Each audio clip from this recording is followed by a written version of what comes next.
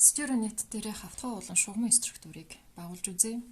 За энд хоёр байрлалын элемент төгсөн байгаагийн эхнийх нь бол хавтналаг структур вэ, дараагийнх нь бол шугамын структур гэж байна.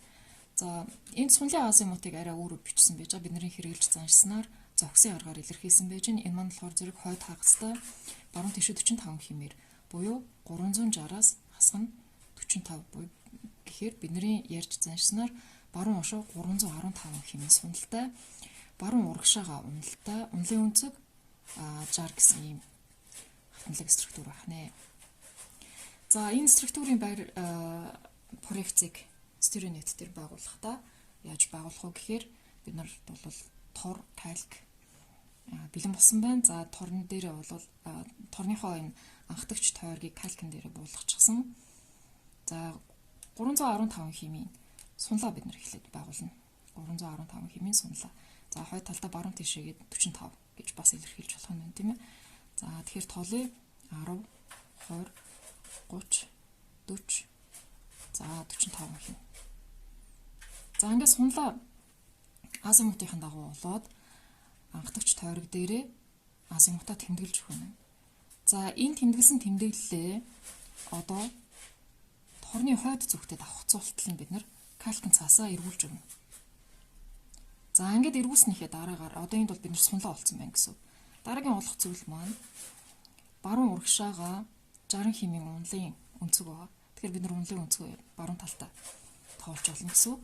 За яагаад гэхээр хоёр талаасаа хоёулангаас нь адилхан тэг хэмээр гол руугаа 90 градус руу хөнжигдэж байгаа. Учираас унал маань аль талдаа байна гэдгээс хамаарат баруун талдаа юу зүүн талдаа юу гэдгээ шийдэх нь байна. За баруун талаасаа 60 хэм гэж байна. 10, 20, 30, 40, 50, 60. За 60 градусын өнцөг давхцаж байгаа их тойргийг дагуулад бид нар хойд болон урд тойл руугаа холбосон тухайн хавтналаг биетийн одоо энэ проекцийн их тойргийг зурж өгнэ.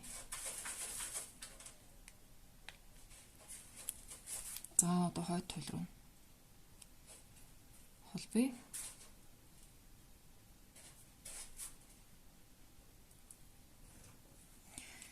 За ингээд калкин цаасаа буцаан эргүүлээд хойд зүг болон хойд зүгийг давхцуулснаар бидний проекц маань тасалтаа зурцсан чинь.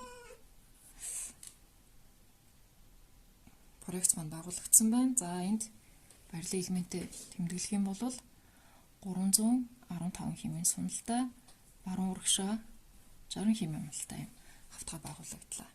За энийг бид нэр хэрвээ төсөөлөх юм бол ийм барилтай, баруун урагшаа уналтай ийм хавтгай байна гэсэн үг байна. За хавтгайн туйлыг яаж байгуулах вэ гэхээр эргээд 315 хэмээн сунлаа, хойд зүгтээгээд авцуулан дахин эргүүлээ. Эндээсээ туйл маань бол тухайн хавтгаад нормал цэг буюу перпендикуляр цэг байна гэсэн үг. Тэгэхээр зэрэг эквадрынхаа дагуу 90 градусыг хэмжинэ. За эквадрын шугамын дагуу өгөгдсөн хавтаагаас 90 градусаа тоолъё. 30, 40, 50, 60, 70, 80, 90. За 90 градусын зайтай байгуулагдаж байгаа энэ хүү цэг маань нэгдүгээр хавтгай тийм ээ анхны байгуулж байгаа хавтгай маань туйлын бахнэ. За хоёрдугаарт нь дараагийн байгуулах структур маань энэ шугамын структурыг өгсөн байж байна. За шугамын структурын 32 гэдэг маань унлын өнцөг 32.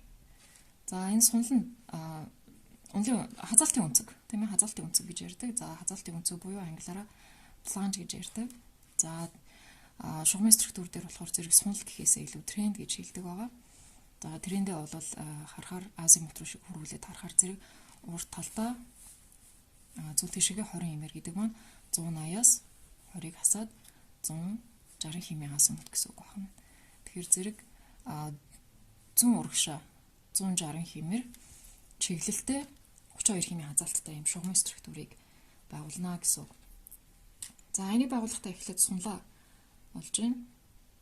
За урд зүгээсээ 20 хэмээн олоод анхдагч тойрог дээрээ тэмдэглэж байна. За энийг урд туйлтад давхцатлана. Эргүүлээд 32 хэм градусын өнцгөө олж болж байна. За 10, 20 30 32. За тэгээд кальтын цасаа буцаага эргүүлэхээр зэрэг шугамын структурын маань проекцийн тарагдчихна. За энийг бид нар экватор руугаа ч эргүүлж болно.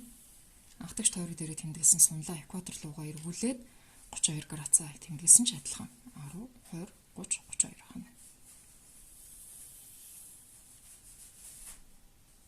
Тэгэхээр одоо байгуулсан байгуулт маань баруун уршиг 315 хэмээн суналтай, баруун урагшаага уналтай 60 хэмээн градусын алуутай хавтгайн проект болон зүүн урагшаа 160 хэмээр 32 хэмээн хязгаалттай шугамын структур хоёрыг байгуулж үзлээ.